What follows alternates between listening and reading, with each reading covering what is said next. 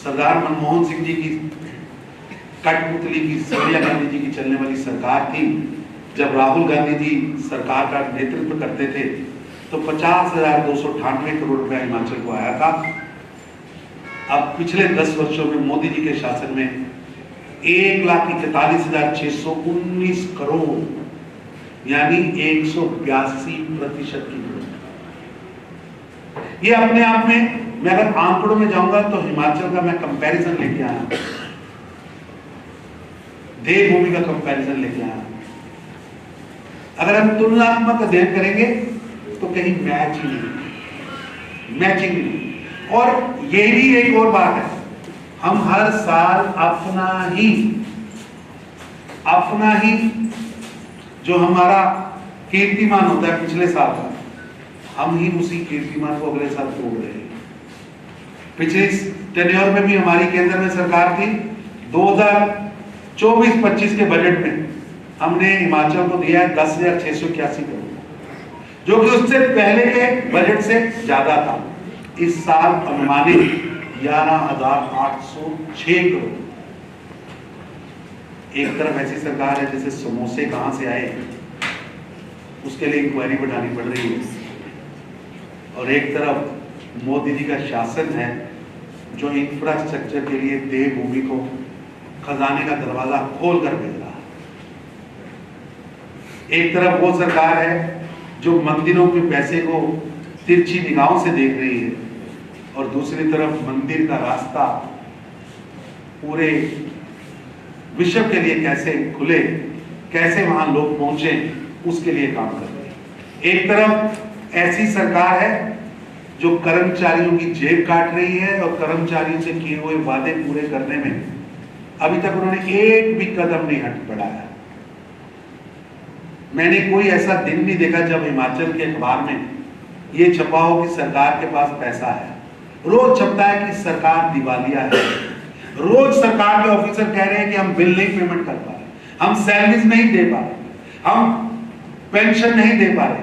और दूसरी ओर गरीब की सेहत का ध्यान, गरीब के हॉस्पिटल का ध्यान, गरीब की जेब का ध्यान, गरीब की टैक्स का ध्यान, गरीब को छत मिलने का ध्यान, गरीब के घर में भोजन पहुंचने की चिंता, गरीब को हॉस्पिटल मिलना, गरीब के लिए किसान के मिलना, गरीब के किसान को, छोटे किसान को रोजगार युक्त करना, किसान को ऋण देना, नौजवान को आगे बढ़ाना, स्किल करना, इंटरनेशनल स्किल करना, इंटरनेशनल स्किल करने के बाद स्टार्टअप में ले जाना, स्टार्टअप में ले जाने के बाद उसको लोन देना, लोन देने के बाद लोन की राशि बढ़ाना, इंपोर्ट करने के लिए पैसा देना, बेटी को आगे बढ़ाना। अगर आप इसे क्रमबद्ध देखेंगे तो जीवन की प्रक्रिया में बाल्यकाल से बच्चा पैदा होने से लेकर उसके वृद्ध तक होने की चिंता नरेंद्र मोदी की सरकार कर रही है। जब मां बच्चा पैदा करने वाली है तो उस भारत की बेटी को पोषण मिले उसकी चिंता मोदी कर रहा है, उसको छुट्टी मिले उसकी चिंता वो कर रहा है, वो बच्चा बड़ा हो स्वस्थ रहे तो आंगनबाड़ी में चिंता मोदी कर रहा है। यानी प्रधानमंत्री मोदी जी का मतलब है होल लाइफ की पैकेज की चिंता। यानी मोदी की गारंटी है जियो, आगे बढ़ो और देश की तरक्की में पार्टिसिपेट करो। तुम्हारी जेब काटने वाला बजट नहीं, मध्य वर्ग की जेब भरने वाला बजट आया है, और मैं समझता हूं ये विकसित भारत की ओर बढ़ता हुआ बजट है। प्रधानमंत्री जी बार बार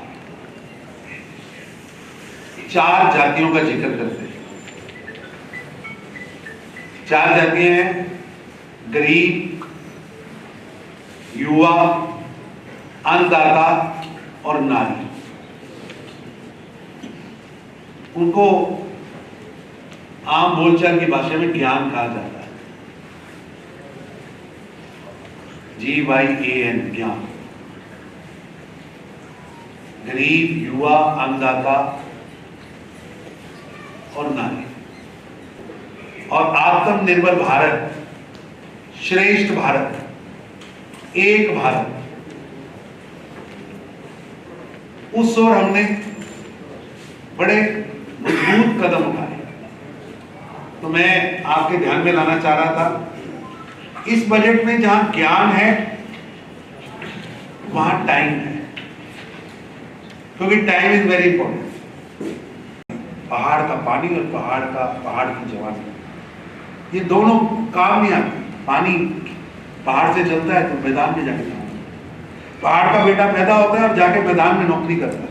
आज हमने कोशिश की है कि पहाड़ का पानी और पहाड़ की जवानी, मोदी जी ने पहाड़ का पानी और पहाड़ की जवानी दोनों ही पहाड़ के काम आए और हिमाचल देवभूमि आगे बढ़ सके, उसके लिए रेल इंफ्रास्ट्रक्चर, रोड इंफ्रास्ट्रक्चर, सूर्य मित्रा, हर घर में बिजली कैसे फ्री पहुंच सकती है, कैसे हर घर में रोजगार पहुंच सकता है, कैसे एसटी बेटी छोटी सी गांव में रहने वाली जहां रोजगार नहीं पहुंच सकता वो अपना सामान विश्व के बाजार में कैसे बेच सकती है, उसके लिए एसटी 5 लाख बेटियों को करोड़ों रुपए ऋण और उसकी मार्केटिंग हो सके, उसके लिए पोर्टल, ये सब काम हमने किए हैं। और मेरे को पक्का यकीन है कि आपका आशीर्वाद भी प्रधानमंत्री मोदी जी के साथ रहेगा और निश्चित रूप से मोदी जी विकसित भारत के संकल्प को पूरा करेंगे। धन्यवाद।